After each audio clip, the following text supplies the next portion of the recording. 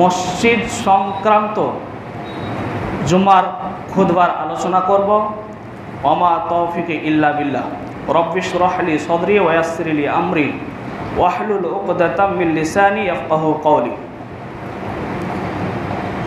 সম্মানীয় উপস্থিতি, আমরা বিগত জুমায় আলোচনা করেছিলাম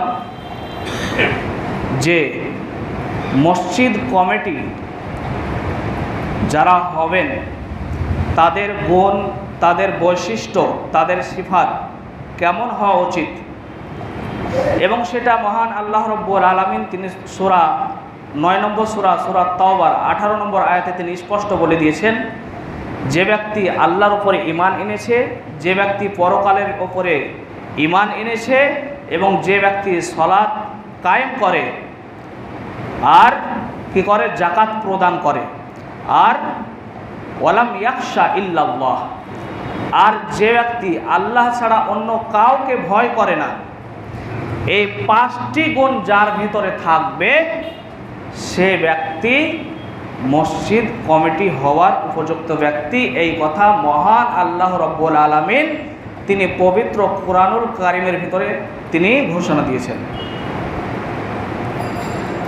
যেগুলো আমরা আলোচনা করেছিলাম, মসজিদ কমিটির মধ্যে যে গুণ থাকবে, 5 ওয়াক্তের নামাজি, আমানতদার হতে হবে, এবং ন্যূনতম কোরআন এবং হাদিসের জ্ঞান থাকতে হবে, এবং এই আলোচনাগুলো আমরা করেছিলাম। অনেকে বলছেন, ভাবছেন ইমাম সাহেব এরকম আলোচনা করছে হঠাৎ করে। বেগুনবাড়ির ছোট বড় নারী পুরুষ, আল্লাহর কসম, একটা মানুষের ওপরে আমার রাগ নাই, আমি সবাইকে ভালোবাসি।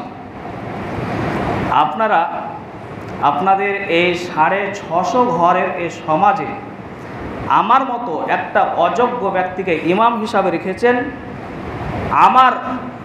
আমাকে দায়িত্ব দিয়ে রেখেছেন। যেমন যে হাদিসটি পড়েছিলাম সহিহ বুখারীর রিওয়ায়াত, নবী করিম সাল্লাল্লাহু আলাইহি ওয়াসাল্লাম তিনি বলছেন, কুল্লুকুম রাইন ওয়া কুল্লুকুম মাসউলুন আন রাইয়াতিহি, তোমাদের প্রত্যেক ব্যক্তি দায়িত্বশীল এবং তোমাদের সেই দায়িত্ব সম্পর্কে তোমাদেরকে জিজ্ঞাসা করা হবে। যেহেতু আমি আপনাদের এই মসজিদের ইমামতির দায়িত্বে, আমি আপনাদেরকে কোরআন এবং হাদিসের জ্ঞান কতটুকু আপনাদের কাছে পৌঁছাতে পেরেছি, সেইটা যদি আমি হক এবং কোরআন এবং হাদিস সঠিকভাবে যদি আপনাদের ভেতরে না পৌঁছাতে পারি, আমি যদি হককে ছুপিয়ে রাখি, আমি যদি সত্যটাকে ছুপিয়ে রাখি, তাহলে কিন্তু আল্লাহ রব্বুল আলামিন কাল কিয়ামতের মাঠে আমার মতো এই ব্যক্তিকে এই কণ্ঠনালী চেপে ধরবেন আর জিজ্ঞাসা করবেন যে দায়িত্ব দেওয়ার পরেও কেন তুই এই কথা মানুষকে পৌঁছে দিসনি। আমি শুধু দায়িত্ব পালন করছি। সম্মানিত উপস্থিতি, মসজিদ কমিটির গুণের মধ্যে আরও কিছু গুণ যেগুলো আমরা আলোচনা করতে পারিনি সময়ের অভাবে, মসজিদ কমিটি বা সদস্য যারা হবেন তাদের ভেতরে তা'মুরুনা বিল মা'রুফ ওয়া তানহাউনা আনিল মুনকার, সৎ কাজের আদেশ এবং মন্দ কাজের নিষেধ, এটা থাকতেই হবে। কারণ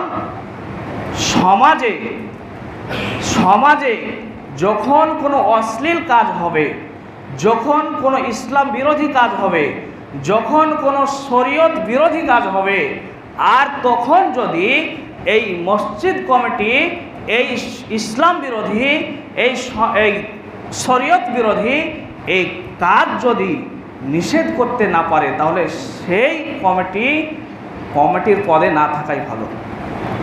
সম্মানিত উপস্থিতি, মহান আল্লাহ রাব্বুল আলামিন তিনি পবিত্র কুরআনুল কারীমের মধ্যে বলছেন, ওয়াল তাকুম মিনকুম উম্মাতুন ইয়াদউনা ইলাল খায়র তা'মুরুনা বিল মা'রুফি ওয়া তানহাউনা আনিল মুনকার। রব্বুল আলামিন তিনি বলছেন, ওয়াল তাকুম মিনকুম উম্মাতুন ইয়াদউনা ইলাল খায়র, মানুষের মধ্যে এমন একটা দল এমন একটা গোত্র হওয়া দরকার যেটা ইয়াদউনা ইলাল খায়র, যারা মানুষকে মঙ্গলের দিকে আহ্বান করবে, তা'মুরুনা বিল মা'রুফ ওয়া তানহাউনা আনিল মুনকার, এবং যারা মানুষকে সৎ কাজের আদেশ দিবে এবং মন্দ কাজ থেকে মানুষকে তারা বিরত রাখবে। ওয়া উলাইকা হুমুল মুফলিহুন, আল্লাহ তাআলা বলছেন তারাই হলো সাকসেসফুল, যারা মানুষকে সৎ কাজের আদেশ দিবে, যারা মানুষকে সৎ কাজ করতে বলবে, যারা মানুষকে মন্দ কাজ থেকে ফিরে আসতে বলবে, তারাই হলো উলাইকা হুমুল মুফলিহুন, তারাই হলো সফল কাম, তারাই হলো সাকসেসফুল, তারাই হলো কামিয়াবি। মহান রব্বুল আলামিন তিনি সূরা আল ইমরানের 110 নম্বর আয়াতে তিনি আরো বলছেন, কুনতুম খায়রা উম্মাতিন উখরিজাত লিন-নাস তা'মুরুনা বিল মা'রুফ ওয়া তানহাউনা আনিল মুনকার ওয়া তু'মিনুনা বিল্লাহ। আল্লাহ তাআলা বলছেন কুনতুম খায়রা উম্মাতিন, তোমরাই হবে শ্রেষ্ঠ জাতি, তোমরাই হবে সর্বশ্রেষ্ঠ জাতি। খায়র উম্মাহ, উৎকৃষ্ট জাতি, সর্বশ্রেষ্ঠ জাতি। কখন? কুনতুম খায়রা উম্মাতিন উখরিজাত লিন-নাস, যখন মানুষের মধ্যে থেকে এমন একটা দল বের হবে, তা'মুরুনা বিল মা'রুফ ওয়া তানহাউনা আনিল মুনকার, যে দলটা কি করবে? মানুষকে সৎ কাজের আদেশ দিবে, ভালো কাজ করতে বলবে আর মন্দ কাজ থেকে নিষেধ করবে। ওয়া তু'মিনুনা বিল্লাহ, আর যখন তোমরা আল্লাহর উপরে বিশ্বাস করবে, আল্লাহ তাআলা 3টি গুণের কথা বলছেন। কি বলছেন? যখন তোমরা সৎ কাজের আদেশ দিবে 1, এবং 2 নম্বর হলো যখন তোমরা মন্দ কাজ থেকে মানুষকে ফিরে আসার আহ্বান করবে 2, ওয়া তু'মিনুনা বিল্লাহ, আর তারপরে তোমরা কি করবে? আল্লাহর উপরে বিশ্বাস স্থাপন করবে। তারপরে আল্লাহ তাআলা বলছেন ওয়ালাউ আমানা আহলুল কিতাবি লাকানা খায়রাল লাহুম, যদি আহলে কিতাবগণ, ইহুদি খ্রিস্টানগণ, তারা যদি আল্লাহর উপরে ঈমান আনতো, এটা তাদের জন্য কতই না ভালো হতো। মিনহুমুল মুমিনুন, অথচ তাদের মধ্যে অল্প সংখ্যক কিছু তারা মুমিন, ওয়া আকতারুহুমুল ফাসিকুন, এবং বেশিরভাগ তাদের মধ্যে ফাসিক। সম্মানিত উপস্থিতি, তাহলে আল্লাহ তাআলা এখানে সৎ কাজের আদেশ দিতে বলছেন আর মন্দ কাজ থেকে ফিরে আসতে বলছেন, ফিরে আসার জন্য বলছেন, আর আল্লাহর উপরে বিশ্বাস স্থাপন করার কথা বলছেন। আল্লাহ রাব্বুল আলামিন তিনি আরো বলেছেন ওয়াল মুমিনুনা ওয়াল মুমিনাতু বা'দুহুম আউলিয়াউ বা'দ, একজন মুমিন নারী, একজন মুমিন পুরুষ এবং একজন মুমিন নারী, তারা আপোষের মধ্যে আউলিয়াউ বা'দ। আউলিয়া শব্দটা হলো ওলি শব্দের বহুবচন।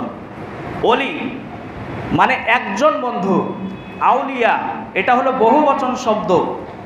আল্লাহ তাআলা এখানে বলছেন আউলিয়া বা'দুহুম আউলিয়াউ বা'দ, মুমিন পুরুষ এবং মুমিন নারী তারা আপোষের মধ্যে তারা কি? বন্ধু। কখন? যখন তারা তা'মুরুনা বিল মা'রুফ ওয়া তানহাউনা আনিল মুনকার, যখন তারা কি করবে? সৎ কাজের আদেশ দিবে আর মন্দ কাজ থেকে ফিরে আসতে বলবে, তখন তারা একজন আরেকজনের বন্ধু। সম্মানিত উপস্থিতি, তাহলে যারা সমাজের দায়িত্বশীল ব্যক্তি, তাদেরকে সৎ কাজের আদেশ দিতে হবে, এবং সৎ কাজের আদেশ দেওয়া এটা কিন্তু অনেক কঠিন কাজ, অনেক কঠিন। যেমনটা আল্লাহ তাআলা সূরা লুকমানের মধ্যে বলেছেন, যেই নসিহতটা হযরত লুকমান আলাইহিস সালাতু ওয়াস সালাম তার ছেলেকে তিনি নসিহত করেছিলেন, অ্যাডভাইস দিয়েছিলেন। কি দিয়েছিলেন? ইয়া বুনাইয়া আকিমিস সালাত, হে বৎস, হে আমার ছেলে, তুমি সালাত কায়েম করো। ওয়া'মুর বিল মা'রুফ ওয়ানহাউ আনিল মুনকার, আর তুমি মানুষকে কি করো? সৎ কাজের আদেশ দাও আর মন্দ কাজ থেকে ফিরে আসতে বলো। অসবির আলা মা আসাবাক। লোকমান হাকিমের এই কথা শুনে স্পষ্ট যে সৎ কাজের আদেশ দিতে গিয়ে অনেক ধৈর্য ধারণ করতে হবে।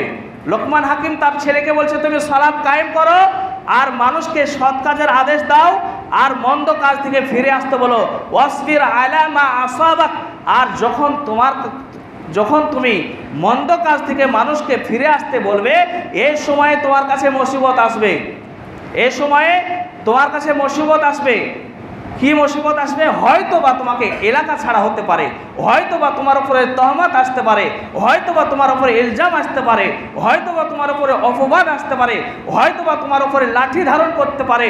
বিভিন্ন মুসিবত যখন তোমার উপরে আসবে, অসবির আলা মা আসাবাক, সে সময় কি করবে? তুমি ধৈর্যশীল হবে, ধৈর্য ধারণ করবে। ইন্না যালিকা মিন আজমিল উমুর। আর ভালো কাজের মধ্যে এই কাজটি হলো সব থেকে কঠিনতম কাজ। সম্মানিত উপস্থিতি, তাহলে সৎ কাজের আদেশ দেওয়া এবং মন্দ কাজ থেকে ফিরে আসা অনেক ধৈর্যশীল কাজ। কারণ আপনি যখন মানুষকে সৎ কাজের আদেশ দিতে যাবেন, আপনাকে এমন কথা বলে বসবে, হ্যাঁ নিজে ঠিক নাই, নিজের পরিবার ঠিক করো, তারপরে আমাকে বলতে এসো। বিভিন্ন আপনাকে কথা শুনতে হবে। এই জন্য সৎ কাজের আদেশ দিতে গিয়ে যখন কোনো মুসিবত আসবে, সেই মুসিবতে ধৈর্য ধারণ করতে হবে। সম্মানিত উপস্থিতি, মন্দ কাজ, বেহায়াপনা কাজ, অশ্লীল কাজ, সেই কাজগুলো সমাজে যেগুলো ইসলাম বিরোধী কাজ, শরীয়ত বিরোধী কাজ, সেগুলো বারণ করতে হবে। যেমন কয়েকটি উদাহরণ দিই।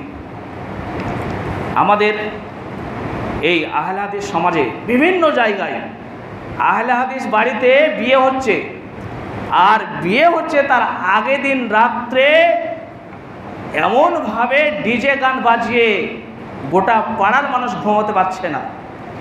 ডিজের আওয়াজ, গানের আওয়াজ, বিভিন্ন নাচানাচি, মেয়েদের উলঙ্গভাবে নাচানাচি, তারা একজন আরেকজনকে হলুদ মাখানো, এই কৃষ্টি কালচার আহলে হাদিস ঘরে চলছে। আমি অন্য জাতির কথা বলছি না, আমি অন্য কওমের কথা বলছি না, আমাদের জাত এই আহলে হাদিসের কথা বলছি। অথচ আহলে হাদিস মসজিদের দায়িত্বশীল বিভিন্ন জায়গায় যারা আছেন, একজন গিয়ে সেই বিয়েটা বন্ধ করতে পারেনি যে এই বাড়িতে গান বেজেছে সারা রাত, কালকে মাগরিব থেকে নিয়ে শুরু করে আজকে ফজর 6টা হয়ে গেল, সকাল 6টা হয়ে গেল, এই বাড়িতে আমরা সমাজের মানুষ আসবো না, এই বাড়িতে আমার ইমাম সাহেবকে পাঠাবো না বিয়ে পড়াতে, এই কথা বলতে পারেনি। এই জন্য সমাজের যারা নেতৃত্ব দিবেন, সমাজের যারা দায়িত্বশীল হবেন, তাদের আরেকটি গুণ থাকতে হবে, সেটা যে তা'মুরুনা বিল মা'রুফ ওয়া তানহাউনা আনিল মুনকার। মন্দ ভালো কাজের আদেশ দিতে হবে আর মন্দ কাজ থেকে তাদেরকে ফিরে আসার জন্য বলতে হবে। শুধু তাই নয়, আমাদের আহলে হাদিস পরিবারে কত বিয়ে হচ্ছে, যে বিয়েতে 5 লক্ষ টাকা, 2 লক্ষ টাকা যৌতুক, অথচ যারা বিয়ে করতে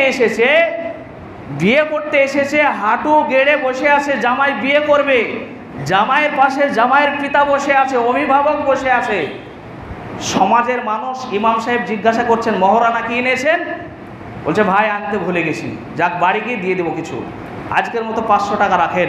কিন্তু সেই মজলিসে যে মেয়ের বাপটা ভ্যান চালিয়ে খায়, যে মেয়ের পিতাটা সে টোটো চালিয়ে খায়, তার গলায় পা দিয়ে হাজিরান মজলিসে সমাজের লোক সেখানে উপস্থিত, সেই জায়গায় 2 লক্ষ টাকা, 3 লক্ষ টাকা ক্যাশ গনে নিয়ে চলে যাচ্ছে, এরকম হাজারো প্রমাণ আছে। তাহলে সমাজের মানুষ নেতৃত্বশীল, তারা কেন এই কথা বলছে না যে বিয়েতে যৌতুক দেয় সেই বিয়ে আমার ইমাম সাহেব পড়াবে না, যে বিয়েতে যৌতুক নেওয়া দেওয়া হয়, দেনা পাওনা থাকে, সেই বিয়ে আমরা সমাজের মানুষ যাব না? কেন আজকে সমাজের যারা নেতৃত্ব যারা দিচ্ছেন তারা কেন এই কথা বলছেন না? সম্মান উপস্থিতি। এবার আসুন হাদিসের দিকে আসি। আব্দুল্লাহ ইবনে মাসউদ রাদিয়াল্লাহু আনহু তিনি বলছেন, ক্বালা রাসূলুল্লাহ সাল্লাল্লাহু আলাইহি ওয়াসাল্লাম মান জাহাদাহুম বিয়াদিহি ফাহুয়া মুমিন। যে ব্যক্তি কোনো অন্যায় কাজ হতে দেখবে, যে ব্যক্তি কোনো অশ্লীল কাজ হতে দেখবে, যে ব্যক্তি কোনো শরীয়ত বিরোধী কাজ হতে দেখবে, সে ব্যক্তি যদি তার হাত দিয়ে সেটাকে রোখার চেষ্টা করে, বন্ধ করার চেষ্টা করে, তাহলে নবীজি সাল্লাল্লাহু আলাইহি ওয়াসাল্লাম তিনি বলছেন ফাহুয়া মুমিন। ওয়ামান জাহাদাহুম বিলিসানিহি, সেই ব্যক্তি হাত দিয়ে সেটাকে রুখতে পারবে না, বন্ধ করতে পারবে না, তার ততটা ক্ষমতা নাই। ফালিসানিহি, সে ব্যক্তি মুখে বলতে পারবে, তাকে ভালো করে বুঝিয়ে যে বাপু ভাই এই কাজ করো না, এই বিয়েতে গান বাজাতে হয় না, গুনাহ হয়, এইভাবে মুখ দিয়ে যে ব্যক্তি সে কাজগুলোকে বন্ধ করতে পারবে, নবী করিম সাল্লাল্লাহু আলাইহি সাল্লাম বলছেন ফাহুয়া মুমিন, সে ব্যক্তিও মুমিন। ওমান জাহাদাহুম বিকলবিহি, যে ব্যক্তি সেই অন্যায় কাজকে, সেই অশ্লীল কাজকে যে ব্যক্তি তার অন্তর থেকে ঘৃণা করতে পারবে, সে হাত দিয়ে বন্ধ করতে পারবে না, সে মুখেও বলতে পারবে না, সে অন্তর দিয়ে সে কাজকে ঘৃণা করতে পারবে যে এই কাজ যেটা ঘটছে এটা অবশ্যই নিকৃষ্ট কাজ, এই কাজ খারাপ কাজ, এটা পাপের কাজ। যে ব্যক্তি ওই কাজকে যে ব্যক্তি ঘৃণা করবে, নবী করিম সাল্লাল্লাহু আলাইহি সাল্লাম বলছেন ফাহুয়া মুমিন, সে ব্যক্তিও মুমিন। লাইসা ওয়ারা যালিক মিনাল ঈমান হাব্বাতু খরদালিন। এই তিনটি যে ব্যক্তি করতে পারবে না, যে ব্যক্তি হাত দিয়ে রুখতে পারবে না, যে ব্যক্তি মুখেও বলতে পারবে না, যে ব্যক্তি তার অন্তর দিয়ে সে অশ্লীল কাজকে, অন্যায় কাজকে ঘৃণাও করতে পারবে না, এই তিনটি গুণ যদি কোনো ব্যক্তির ভিতরে না থাকে, নবী করিম সাল্লাল্লাহু আলাইহি ওয়াসাল্লাম বলছেন লাইসা ওয়ারা যালিক, এই তিনটি গুণ যদি তার ভিতরে না থাকে, মিনাল ঈমানে হাব্বাতু খরদালিন, সেই ব্যক্তির ভিতরে ঈমানের সরষে দানা পরিমাণও নাই। অর্থাৎ সে ব্যক্তির ভিতরে কোনো ঈমান নাই। কারণ অন্য হাদিসের মধ্যে নবী সাল্লাল্লাহু আলাইহি ওয়াসাল্লাম তিনি বলেছেন যে অন্তর দিয়ে ঘৃণা করা এটা হলো ঈমানের সর্বনিম্ন স্তর। সম্মান উপস্থিতি। তাহলে আমরা জানতে পারলাম যে সৎ কাজের আদেশ এবং অসৎ কাজের নির্দেশ এটা আমাদের যারা সমাজের নেতৃত্বশীল যারা আমরা হব তাদেরকে এটা অবশ্যই পালন করতে হবে। হুযায়ফা রাদিয়াল্লাহু আনহু তিনি বলছেন, নবী করিম সাল্লাল্লাহু আলাইহি ওয়াসাল্লাম তিনি বলেছেন ওয়াল্লাযী নাফসি বিয়াদিহি, মুহাম্মদ সাল্লাল্লাহু আলাইহি সাল্লাম তিনি বলছেন সেই সত্তার কসম, সে আল্লাহর কসম যার হাতে মুহাম্মদ সাল্লাল্লাহু আলাইহি সাল্লামের প্রাণ রয়েছে, নফস রয়েছে, সে আল্লাহর শপথ করে বলছি লা তা'মুরুন্না বিল মা'রুফি ওয়া তানহাউন্না আনিল মুনকার, যদি তোমরা মানুষকে সৎ কাজের আদেশ না করো, যদি তোমরা মানুষকে অসৎ কাজ থেকে, মন্দ কাজ থেকে যদি তোমরা ফিরে আসতে না বলো, তাহলে আউল লাউ শিক্কান্নাল্লাহু, তাহলে আল্লাহ তাআলা কি করবেন, তোমাদেরকে অচিরেই আইয়াবাসা আলাইকুম ইকাবান, আল্লাহ তাআলা অচিরেই তোমাদের উপরে এমন আযাব পাঠাবেন যে আযাবটা সুম্মা তাদউনাহু ফালা ইস্তাজাবু লাকুম, যে আযাব পাঠানোর পরে তোমরা কি করবে, আল্লাহর কাছে দোয়া করবে, আল্লাহর কাছে তওবা ইস্তেগফার করবে, অথচ আল্লাহ তাআলা ফালা ইস্তাজাবু লাকুম,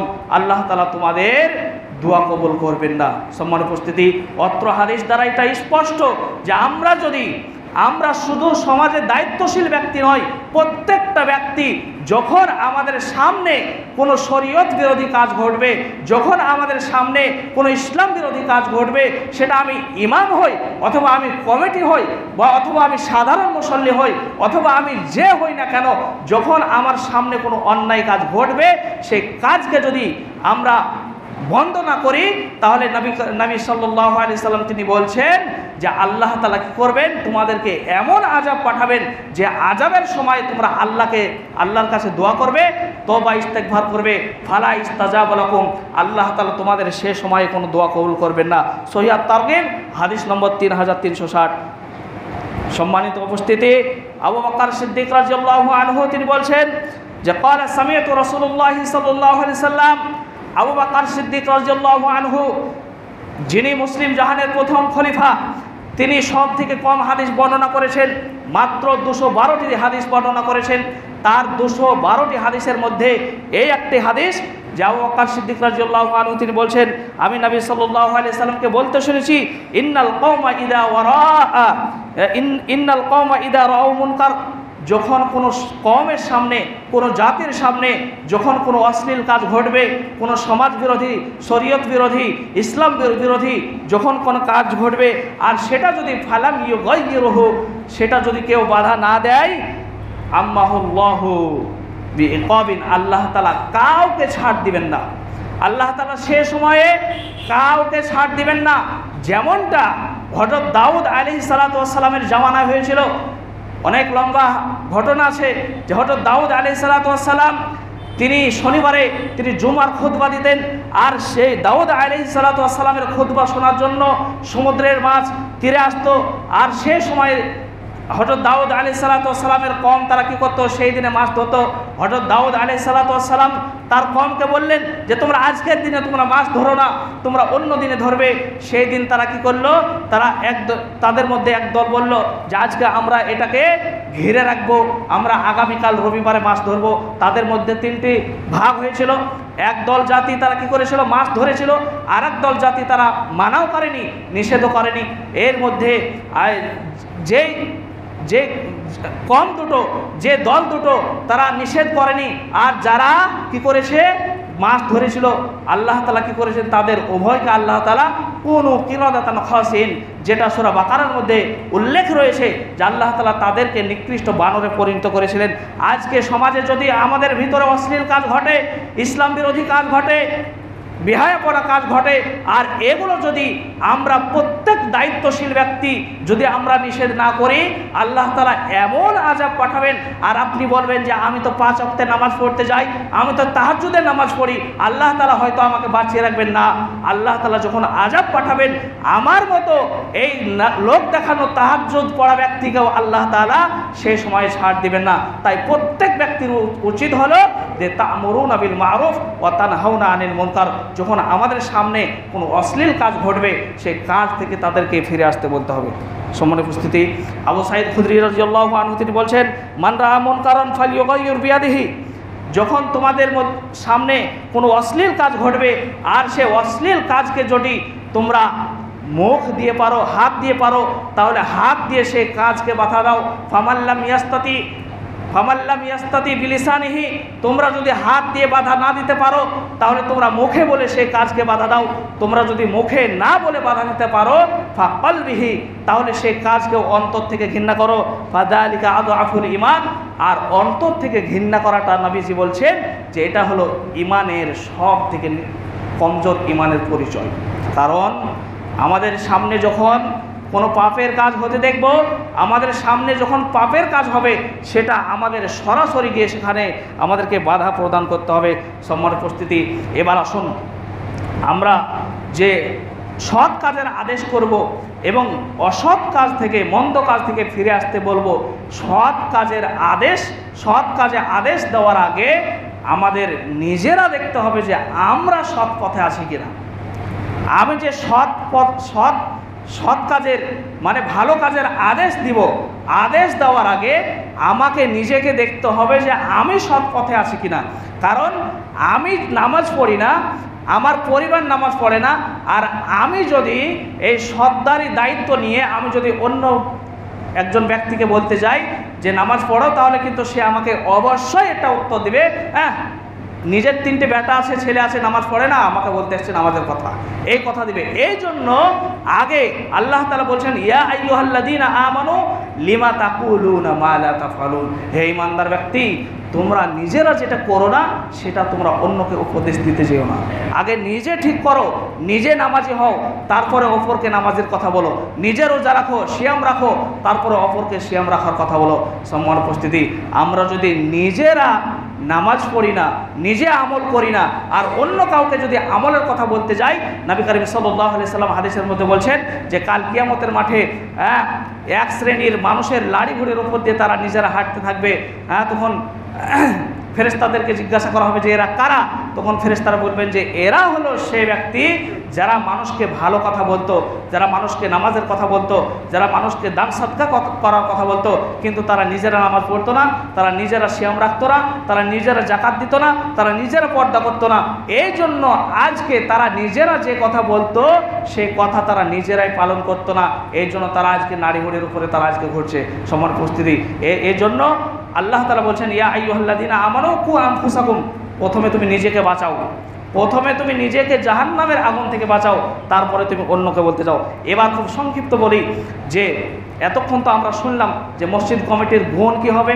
শুধু মসজিদ কমিটি মানে ভালো কাজের আদেশ করবে না, যারা সাধারণ মুসল্লি, যারা সাধারণ পাবলিক, যারা সাধারণ জনতা, যারা সাধারণ জনগণ, যার সামনে অন্যায় কাজ ঘটবে, ইসলাম বিরোধী কাজ ঘটবে, শরীয়ত বিরোধী কাজ ঘটবে, প্রত্যেক ব্যক্তি তার উচিত যে সে কাজ থেকে সে ব্যক্তিকে কি করবে, বাধা প্রদান করবে।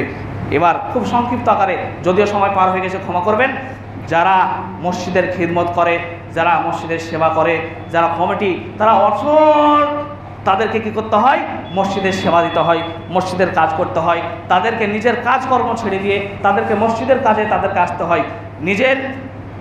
নিজের ছেলে মেয়েকে হাসপাতালে নিয়ে যাবে এমন সময় বলছে যে সমাজের কাজ করতে হবে, সেই কাজকে ফেলে এসে তাদেরকে মসজিদের কাজ করতে হয়, তাদেরকে মসজিদে সময় দিতে হয়, নিজের ঘুমকে কামাই করে, দুপুরের ঘুমকে কামাই করে তাদেরকে মসজিদে এসে তাদেরকে হিসাব নিকাশ করতে হয়, বিয়ে পড়াতে যেতে হয়, মসজিদের সময় ব্যয় করতে হয়, বিভিন্ন কাজ করতে হয়।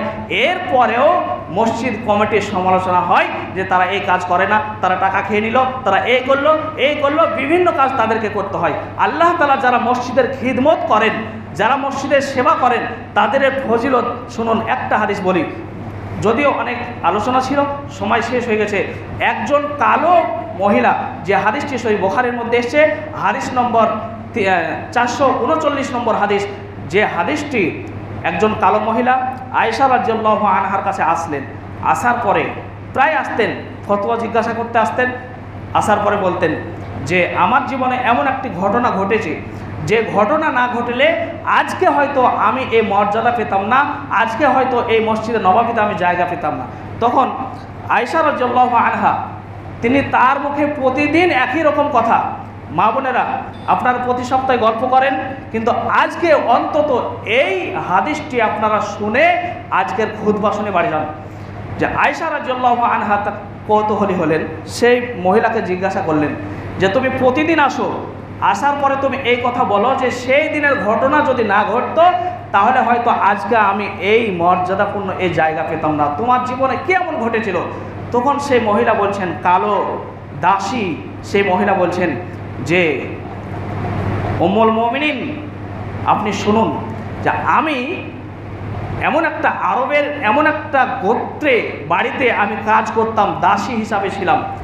এক সময় কি হলো, সে বাড়ির একটা ছোট্ট মেয়ে বালিকার হার হারিয়ে গেল।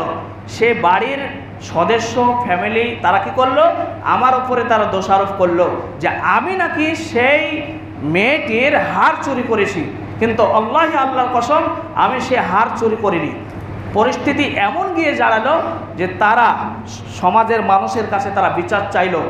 এটা কিন্তু আমি আপনাদেরকে গল্প বলছি না, হাদিসের রেফারেন্স বলে দিয়েছি যে 439 নম্বর হাদিস সহিহ বুখারীর তাওহীদ পাবলিকেশন থেকে যেটা হয়েছে সেই খণ্ডের 439 নম্বর হাদিস। তো সেই মহিলা বলছেন যে আমাকে এমন পরিস্থিতিতে গিয়ে দাঁড়াতে হলো যে সমাজের মানুষ সেখানে একত্রিত হয়েছে, আমার উপরে বিচার হবে। আমাকে সমাজের মানুষ বলছে, যারা মোড়ল মাতব্বর তারা বলছে যে এই মেয়ে, তোমার কাছে যদি এই হার থেকে থাকে তুমি এক্ষুনি বের করে দাও, তুমি যদি না বের করে দাও তাহলে তোমার শরীর থেকে গোটা পোশাককে আমরা উলঙ্গ করে তোমার শরীরকে আমরা সার্চ করব, যাচাই করব যে তুমি কোথাও লুকিয়ে রেখেছো কিনা। সেই মহিলা আয়েশা রাদিয়াল্লাহু আনহা বলছেন আমার ভিতরে এত ভয় হলো, আমি আল্লাহকে এত ভয় করি যে এতগুলো মানুষের সামনে আমাকে উলঙ্গ হতে হবে, আমাকে আমার কাপড় খুলে দিতে হবে। আল্লাহকে বললাম, আল্লাহ আমি এই হার চুরি করিনি, আল্লাহ তুমি তো আছো, তুমি তো জানো যে এই হার আমি চুরি করিনি, তুমি কি করো, আমাকে এদের হাত থেকে আমাকে মুক্তি দাও। এমন সময়ে একটা একটা পাখি ওপর দিয়ে উড়ে যাচ্ছিল, সে চিলের পায়ে সে হাড়টা জড়িয়েছিল, সেই মজলিসে হাড়টা পড়ে গেল। তখন হঠাৎ করে সে মেয়েটা, দাসী মহিলাটা, সে হাড়টা তুলে তাদেরকে বলছেন যে তোমরা যে হাড়ের জন্য আমাকে দোষারোপ করছিলে, এটা কি সে হাড় নয়? তখন তারা বলছে হ্যাঁ, এটাই তো সে হাড়। তখন সে দাসী মহিলার সততা দেখে, তার পরেশগারিতা দেখে, তার তাকওয়া দেখে মালিক কী করলো, তাকে মুক্তি করে দিল। সেই দাসী মহিলা, কালো দাসী মহিলা, যার স্বামী নাই, যার সন্তান নাই, যার কেউ নাই, সে একটা মালিকের বাড়িতে কাজ করত, সেখানে থেকে সে খাওয়া দাওয়া করতো। এখন মালিক তাকে মুক্তি করে দিল, এখন সে যাবে কোথায়? এখন তাকে থাকতে হবে, থাকার জন্য জায়গা লাগবে, তাকে খেতে হবে, যাবে কোথায়? সে মহিলা চলে এলো মদিনায় এসে মসজিদে নববীতে বসে আছেন। আল্লাহ রাসূল সাল্লাল্লাহু আলাইহি সাল্লাম জিজ্ঞাসা করলেন, কে তুমি? তার পরিচয় জানতে চাইলেন। সে মহিলা সমস্ত ঘটনা বললেন যে আমার সঙ্গে এই ঘটনা ঘটেছে। নবী করিম সাল্লাল্লাহু আলাইহি সাল্লাম তাকে বললেন, তুমি আজকে থেকে মসজিদে নববীতে থাকবে, তুমি আমার মসজিদে নববীতে থাকবে। তোমার ডিউটি হলো যে তুমি এই মসজিদকে কি করবে? সাফ সাফাই করবে, পরিষ্কার করবে। আজকে যেমন আমাদের মার্বেল টাইলসের যেমন মসজিদ হয়েছে, নবীজির মসজিদ ছিল মাটি, ছিল মেঝে ছিল মাটির, আর দেওয়ালগুলো ছিল ছাউনি, ছিল খেজুর পাতার। সে মসজিদে নববীতে নবী সাল্লাল্লাহু আলাইহি সাল্লাম সেই মহিলাকে বললেন, তুমি লেপালেপি করবে, তুমি মসজিদটা ঝাড়ু দিবে, পরিষ্কার পরিচ্ছন্ন করবে, আর তুমি কি করবে? মসজিদে নববীর এক কোণে একটা চাদর টাঙ্গিয়ে দিয়ে তাকে বললেন যে তুমি এইখানে অবস্থান করবে। এক সময়ে নবী সাল্লাল্লাহু আলাইহি সাল্লাম তিনি দাওয়াতি কাজে বাইরে গেলেন। বাইরে থেকে যখন তিনি বিদেশ থেকে ফিরে এলেন, ফিরে আসার পরে সে মহিলাকে দেখতে পাচ্ছেন না। সাহাবীদেরকে জিজ্ঞাসা করছেন, এ আমার সাহাবীরা, সে মেয়েটি কোথায় গেল? যে মসজিদে থাকতো, মসজিদের খিদমত করতো, কাজ করতো, সে মেয়েটা কোথায় গেল? তখন সাহাবীরা বললেন, ইয়া রাসূলুল্লাহ, সে তো মারা গেছে, বেশ কিছুদিন হলো সে মারা গেছে। নবী সাল্লাল্লাহু আলাইহি সাল্লাম বললেন, তাকে কোথায় দাফন করেছো? তার কবরটা দেখিয়ে দাও। সাহাবীরা নবী সাল্লাল্লাহু আলাইহি সাল্লামকে তার কবর দেখিয়ে দিলেন। নবী সাল্লাল্লাহু আলাইহি সাল্লাম কি করলেন? তার কবরের কাছে গিয়ে তিনি আবার একাকীভাবে তিনি জানাজা পড়লেন। যেমনভাবে মাইয়াতকে সামনে নিয়ে আমরা জানাজা পড়ি, সেইভাবে নবী সাল্লাল্লাহু আলাইহি সাল্লাম তিনি কবরের সামনে তিনি আবার জানাজা পড়লেন। এই হাদিসটি সহিহ বুখারীর মধ্যে প্রায় 4-5 জায়গায় এসেছে। ইমাম বুখারী এক জায়গায় এক পরিচ্ছেদে তিনি এই হাদিসটি নিয়ে এসেছেন। কোনো জায়গায় এটা প্রমাণ করার জন্য যে মহিলারা তারা কি মসজিদে তারা প্রবেশ করতে পারবে, মহিলারা তারা কি মসজিদে অবস্থান করতে পারবে, তার এই উত্তর দিতে গিয়ে ইমাম বুখারী রাহিমাহুল্লাহ তিনি এই হাদিসটি নিয়ে এসেছেন। আবার কোনো জায়গায় এই হাদিসটি নিয়ে এসেছেন যে মসজিদের যারা সেবা করে, মসজিদের যারা খেদমত করে, তাদের ফজিলত আল্লাহ এবং আল্লাহ রসুলের কাছে কতখানি, সেই পরিচ্ছেদেও এই হাদিসটি ইমাম বুখারী সেখানে নিয়ে এসেছেন। বিভিন্ন জায়গায় এই হাদিসটি আবার আরেকটা পরিচ্ছেদ, যেটা ইমাম বুখারী তিনি নিজে পরিচ্ছেদ তিনি লিখেছেন যে হাল নাওমাতু মারআতু ইলাল মসজিদ, মহিলারা কি মসজিদে রাত্রে ঘুমোতে পারবে, সেটাও প্রমাণ করতে গিয়ে ইমাম বুখারী এই হাদিসটি সেই জায়গায় নিয়ে এসেছেন। তাহলে এই হাদিসটি সহিহ বুখারীর প্রথম খণ্ডে কিতাবুস সালাতে হাদিস নম্বর 439 নম্বর হাদিস, এবং এই হাদিসটা আরও অন্যান্য জায়গায় বিস্তারিতভাবে দেওয়া আছে। তাহলে এই হাদিস থেকে যেটা স্পষ্ট যে সেই মহিলা যে দাসী ছিল, যার মান মর্যাদা ছিল না, আল্লাহ রসুল কি করলেন? তাকে মসজিদে জায়গা করে দিলেন। শুধু তাই নয়, আল্লাহ রসুল তার মারা যাওয়ার পরে, দাফন হওয়ার পরে তাকে আবার তার কবরের সামনে গিয়ে আল্লাহ রসুল জানাজা পড়লেন। তাহলে তার মর্যাদা কতটুকু? তাহলে মসজিদে যারা সেবা করে, মসজিদে যারা খেদমত করে, তাদেরকে আল্লাহ তাআলা জান্নাতের খাবার দেন। যেমন কি হযরত মারিয়াম আলাইহিস সালাতু ওয়াস সালাম মসজিদের খেদমত করছেন। মারিয়াম আলাইহিস সালাতু ওয়াস সালামকে তার খালু জাকারিয়া আলাইহিস সালাম বলছেন, আন্না লাকি হাযা, মারিয়াম এখন তো কাঁঠালের সময় নয়, এখন তো আমের সময় নয়, তুমি কাঁঠাল কোথায় পেলে, আম কোথায় পেলে, এই অসময়ে ফল কোথায় পেলে? তখন মারিয়াম আলাইহিস সালাতু ওয়াস সালাম বলছেন, হুয়া মিন ইনদাল্লাহ, এটা আল্লাহর পক্ষ থেকে এসেছে। মারিয়াম আলাইহিস সালাম কি করতেন? তিনি মসজিদের কাজ করতেন, মসজিদের পরিষ্কার করতেন, মসজিদের সাফ সাফাই করতেন। এই জন্য আল্লাহ তাআলা জান্নাতের খাবার মারিয়াম আলাইহিস সালাতু ওয়াস সালামকে দুনিয়াতে বসে খাওয়াচ্ছেন। আজকে যারা আমরা মসজিদের খেদমত করি, আজকে যারা মসজিদের আমরা সেবা করি, আজকে যারা মসজিদে আমরা সময় দিই, আল্লাহ তাআলার কাছে তাদের মান মর্যাদা অনেক বেশি। শুধু তাই নয়, আল্লাহ আল্লাহ আল্লাহ রসুল সাল্লাল্লাহু আলাইহি সাল্লাম বলছেন, যারা সকালে সন্ধ্যাতে যারা মসজিদে আসে, আল্লাহ তাআলা জান্নাতে তার জন্য একটি ঘর নির্মাণ করেন। সুবহানাল্লাহি ওয়া বিহামদিহি। তাহলে যারা মসজিদের সেবা করবে, যারা মসজিদের খিদমত করবে, তাদের মান মর্যাদা দুনিয়াতে এবং পরকালে অনেক বেশি। আল্লাহ তাআলা যেন আমাদেরকে মসজিদের খিদমত করা, মসজিদের আদব রক্ষা করার তৌফিক দান করেন। আল্লাহুম্মা আমিন। ইয়া আল্লাহ, তুমি আমাদের সকলকে দিনদার পরেশগার বানিয়ে দাও। আল্লাহুম্মা আমিন। ইয়া আল্লাহ, তুমি আমাদের সকলকে তাকওয়াশীল বানিয়ে দাও। আল্লাহুম্মা আমিন। ইয়া আল্লাহ, তুমি আমাদের সকলকে 5 ওয়াক্তের নামাজি বানিয়ে দাও। আল্লাহুম্মা আমিন। ইয়া আল্লাহ, তুমি বড় দয়াবান, তুমি রহমান, তুমি রহিম। তুমি আমাদের সকল আশা, সকল আকাঙ্ক্ষা তুমি পূরণ করো। আল্লাহুম্মা আমিন। ওয়া মা আলাইনা ইল্লাল বালাগ। আল্লাহুম্মা সাল্লি আলা মুহাম্মাদ ওয়া আলা আলি মুহাম্মাদ কামা সাল্লাইতা আলা ইব্রাহিম ওয়া আলা আলি ইব্রাহিম ইন্নাকা হামিদুম মাজিদ। আল্লাহুম্মা বারিক আলা মুহাম্মাদ ওয়া আলা আলি মুহাম্মাদ কামা বারাকতা আলা ইব্রাহিম ওয়া আলা আলি ইব্রাহিম ইন্নাকা হামিদুম মাজিদ। সুবহানা রাব্বিকা রাব্বিল ইজ্জাতি আম্মা ইয়াসিফুন ওয়া সালামুন আলাল মুরসালিন। আলহামদুলিল্লাহি রাব্বিল আলামিন।